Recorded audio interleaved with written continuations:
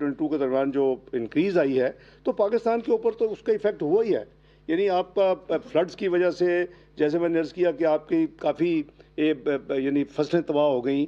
ہمیں اپنا جو چیزیں ہم نارملی نہیں منانے کی ضرورت ہونی چاہیے, اس میں گندم ہے, اس میں ہمارے کچھ یعنی اور چیزیں پلسز ہیں اس میں, تو یہ چیزیں وہ ہیں جس کی وجہ سے ہمیں آبویسلی فارن ایکسچینج خرچ کرنی چاہیے تو کی ہے. لیکن وہ جو یہ فرماتے ہیں کہ جی غریب آدمی کی کمر ٹوٹ گئی, تو وہ بالکل جو ہماری انفلیشن ہے وہ اس وقت 26% قریباً جولائی سے فیبری کا جو نمبر ہے وہ 26.2% ہے. یہاں آئی ایم شور سب لوگ اپ ٹو ڈیٹ ہیں.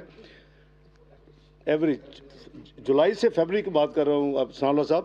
تو آپ کی جو کور انفلیشن ہے, دنیا میں کور انفلیشن میٹرز, باقی تو امپورٹڈ ہے, تو جو کور انفلیشن ہے آپ کی اور اس کا جو آپ کا جو ریٹ ہے وہ ایوریج 19% ہے.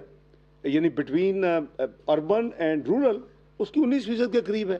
تو میرا مطلب ہے کہ گلوبل میں نے آپ کو نمبر ایف اے کو دے دیا ہے, تو کیا پاکستان اس کو اوائڈ کر سکتا ہے؟ اور خاص کر فلڈز کے بعد جو تباہی ہوئی ہے تو آپ اوائڈ ہی نہیں کر سکتے تھے. ہاں جو کم ترین لوگ ہیں, میں تو لفظ غریب کا بھی یوز نہیں کرتا, جو ہمارے بسپ کے بینیفیشریز ہیں, ان کے لیے ہم نے ابھی جب آئی ایم ایف کے ساتھ نیگوشیٹ کیا, ٹیکسز لگانے کی بات ہو رہی تھی, وہ اس کی علیحدہ کہانی ہے, اور اس کے لیے ہم نے 40 ارب ان سے منوایا اور ان کو 25% ہم نے ایگری کیا کہ ان کا جو سٹائپنڈ ہے وہ 1 جنوری سے 25% اضافہ کیا جائے, اور 360 ارب اس سال میں ایلوکیٹڈ تھے.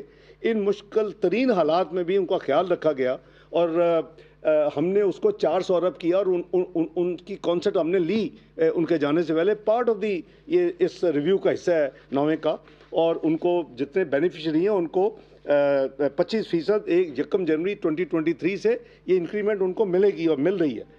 اسی طرح آپ کا کسان پیکج آپ کو میں شیئر کر چکا ہوں کہ 2000 ارب سے زیادہ وہ تھا. وہ ظاہر ہے کہ فارمر جو ہیں وہ بھی ان کی ہینڈ ہولڈنگ اور سارا آپ نے دیکھا کہ 400 ارب کے تو اس میں کریڈٹ لائن بڑھائی گئی, کئی اس میں فیسلٹیز دی گئی. 1819